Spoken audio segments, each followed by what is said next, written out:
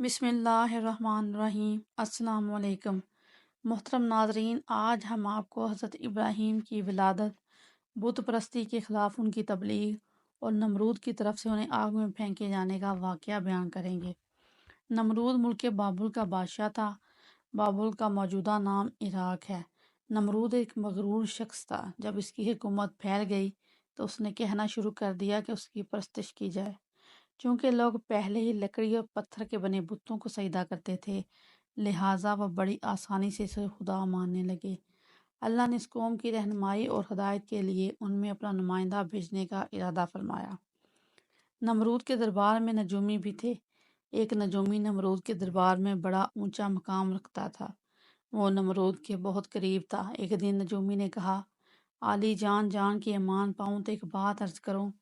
نمرود نے کہا، عرض کرو۔ نجومی نے کہا، آپ کی سلطنت میں ایک بچہ پیدا ہونے والا ہے۔ وہ بت پرستی کو ختم کر دے گا اور لوگوں کو اپنے دین کی جانب بلا لے گا اور آپ کی حکومت کو ختم کر دے گا۔ نمرود یہ سن کر دل ہی دل میں گھبرایا، غصے میں آ کر حکم دیا کہ عورتوں اور مردوں کو ایک دوسرے سے الگ کر دیا جائے تاکہ ایسا کوئی بچہ وجود میں نہ آنے پائے، اور حکم دیا جو بچہ پیدا ہو اسے قتل کر دیا جائے۔ نمرود کے حکم کے مطابق بابل میں پیدا ہونے والے بچے قتل کر دیے جانے لگے۔ کہتے ہیں نمرود کے حکم پر نمرود کے جلادوں نے 1,00,000 بچے قتل کیے۔ نادان نمرود یہ سمجھتا تھا کہ وہ اللہ تعالیٰ کے ارادے کے آگے بند باندھ سکے گا۔ اسی ملک بابل میں ایک عورت تھی جن کا نام تاریخ نے نونا بتایا ہے۔ نونا اس وقت حاملہ تھی، لیکن اللہ نے ان کے عمل کے آثار کو چھپا دیا تھا۔ جب ان کے بچے کی پیدائش کا وقت آیا تو وہ نمرود کے کارندوں کے خوف کی وجہ سے شہر سے باہر چلی گئیں اور ایک پہاڑ کی غار میں پناہ لے لی۔ انہوں نے اپنے بچے کو اسی غار میں جنم دیا اور پھر بچے کو وہیں لٹا دیا اور اللہ تعالیٰ سے دعا کی، اے خدا، میں اپنے بچے کو اس غار میں لٹا کر جا رہی ہوں، ان ظالموں سے تو ہی اسے بچانا۔ پھر انہوں نے بچے کو بوسہ دیا اور غار کے منہ کو پتھروں سے بند کر کے شہر کی طرف لوٹ گئیں۔ جب دوسرے دن بچے کو دیکھنے آئیں تو دیکھا بچہ انگوٹھا چوس رہا ہے۔ اس بچے کے انگوٹھے سے دودھ جاری ہے۔ یہ بچہ کوئی اور نہیں بلکہ حضرت ابراہیم علیہ السلام تھے۔ اللہ تعالیٰ نے حضرت ابراہیم علیہ السلام کے انگوٹھے میں دودھ پیدا کر دیا تھا۔ اس غذا سے حضرت ابراہیم دن میں اتنا بڑھتے تھے جتنا ایک عام بچہ ایک ماہ میں بڑھتا ہے۔ آپ علیہ السلام کی ماں آپ کو دیکھنے روزانہ غار میں آتی۔ جب آپ علیہ السلام کی عمر 2 سال ہو گئی تو وہ باتیں کرنے لگے، اور جب آپ کی عمر 7 سال کو پہنچی تو آپ کی والدہ انہیں بڑی بڑی باتیں اور اخلاق سکھانے لگیں۔ وہ آپ کو اللہ تعالیٰ کے گزرے ہوئے پیغمبروں کے قصے سناتی۔ انہیں کیا معلوم تھا کہ وہ جس کی تربیت کر رہی ہیں وہ خود ایک پیغمبر ہیں۔ آپ علیہ السلام نے اپنی زندگی کے 13 سال اسی غار میں گزارے۔ انہوں نے ایک دن اپنی ماں سے کہا کہ مجھے بھی اپنے ساتھ شہر لے چلیں، تو ماں نے کہا، بیٹا، شہر میں ابھی تمہارے لیے خطرہ ہے۔ اس لیے حضرت ابراہیم علیہ السلام اس غار سے رات کے وقت نکل کر شہر میں داخل ہوئے۔ آپ علیہ السلام کا ایک چچا تھا جس کا نام آزر تھا۔ آزر پتھر، لکڑی اور مٹی کے بت بناتا تھا، ان کو خود پوجتا اور لوگوں کو فروخت کرتا۔ اسی طرح اس کا کاروبار بہت پھیلا ہوا تھا۔ آزر کے بیٹے بھی یہی کام کیا کرتے تھے۔ جب حضرت ابراہیم علیہ السلام غار سے نکل کر شہر میں اپنے چچا آزر کے پاس پہنچے تو اس نے آپ علیہ السلام کو بھی اپنے بیٹوں کے ساتھ بت بیچنے کے لیے بھیج دیا۔ آپ علیہ السلام نے بتوں کے گلے میں رسی باندھی اور انہیں گھسیٹتے ہوئے لے گئے، جس سے وہ مٹی کیچڑ سے آلودہ ہو گئے۔ پھر آواز لگائی، اے لوگو، مجھ سے وہ بت خریدو جو بے جان ہیں اور کوئی نفع نقصان نہیں پہنچا سکتے۔ بتوں کے ساتھ حضرت ابراہیم علیہ السلام کا یہ سلوک بت پرستوں کی نظر میں بے حد توہین آمیز تھا۔ بات یہاں تک پہنچی کہ آزر نے آپ علیہ السلام کو نصیحتیں کرنا شروع کر دی۔ آپ علیہ السلام نے ایک دن اپنے چچا سے پوچھا، آپ لکڑی، پتھر اور مٹی کے بت بناتے ہیں جو نہ بول پاتے ہیں نہ سن سکتے ہیں، نہ کوئی نقصان یا نفع پہنچا سکتے ہیں۔ آزر نے پوچھا، کیا تم ہمارے خداؤں کی مخالف ہو؟ آج کے بعد ایسی کوئی بات زبان پر نہ لانا ورنہ تمہیں سزا ہوگی۔ اس کے بعد آپ علیہ السلام لوگوں سے مخاطب ہوئے اور کہا، پرستش کے لائق نہ نمرود ہے اور نہ یہ بت، لائق کی عبادت صرف اللہ تعالیٰ کی ذات ہے جس نے دنیا کو پیدا کیا اور اس سب کا مالک ہے۔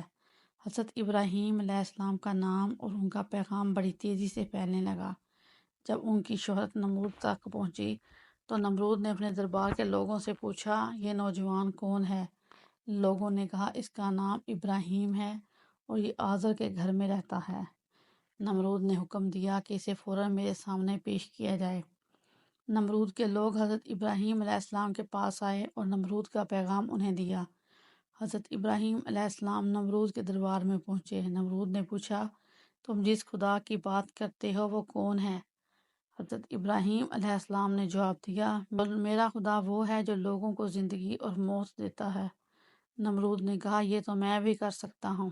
اس نے ایک ایسے مجرم کو آزاد کر دیا جس سزائے موت کا حکم تھا، اور ایک ایسے آدمی کو پھانسی دے دی جس کا کوئی قصور نہ تھا۔ پھر کہنے لگا، بولو میرے خدا ہونے میں تمہیں کیا شک ہے؟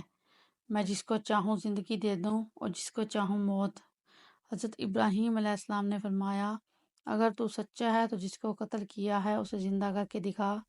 میرا خدا سورج کو مشرق سے نکالتا ہے اور مغرب میں غروب کرتا ہے، تو اسے مغرب سے نکال کر دکھا۔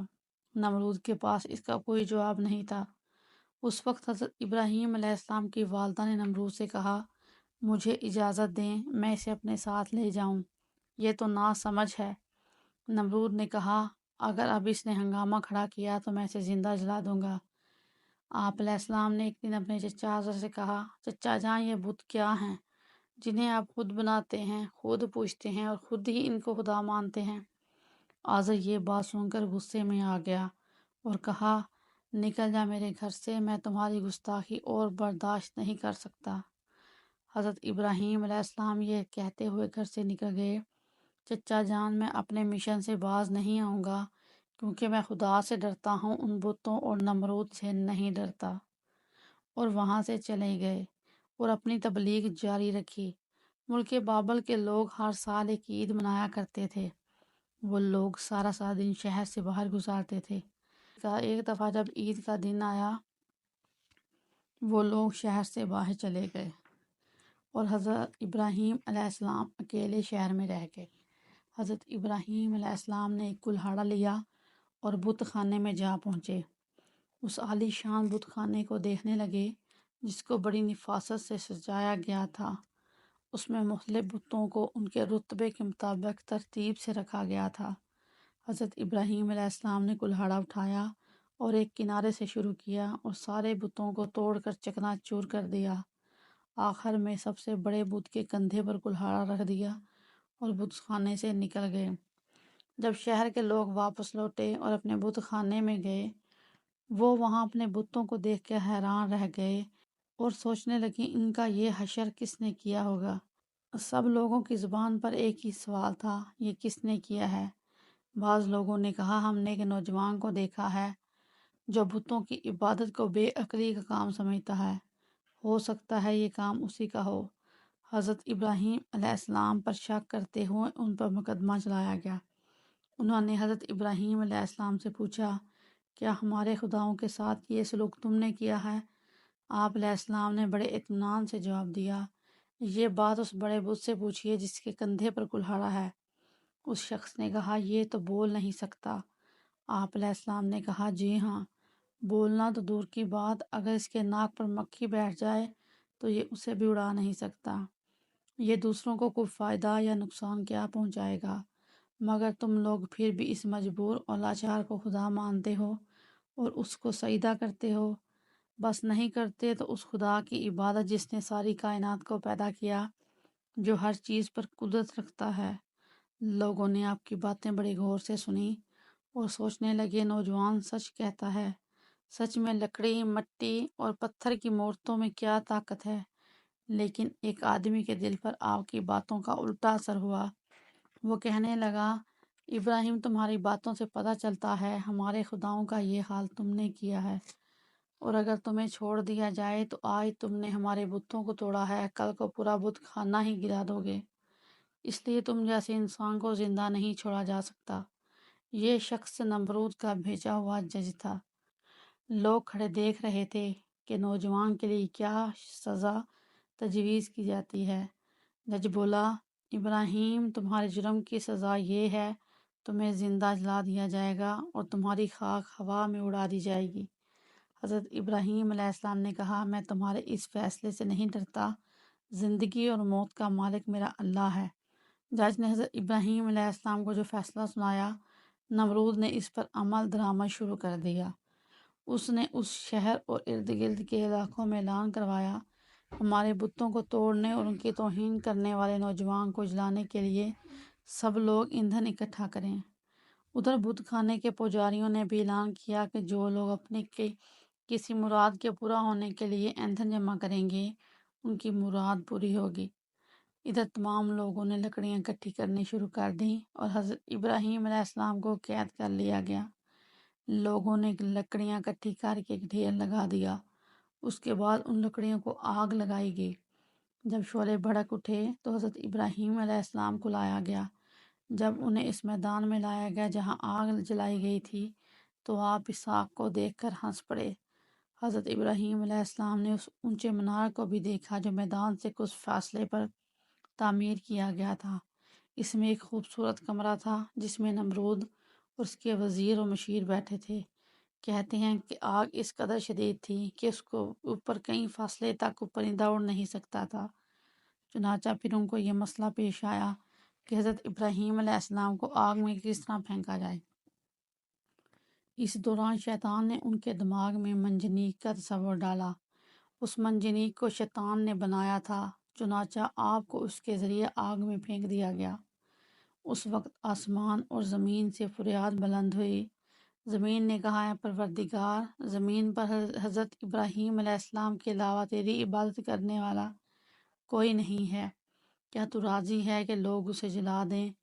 فرشتوں نے کہا، ہاں، تیرے خلیل ابراہیم کو لوگ جلاتے ہیں۔ اللہ تعالیٰ نے فرمایا، اگر مجھ سے وہ مدد طلب کرے گا تو میں ضرور قبول کروں گا۔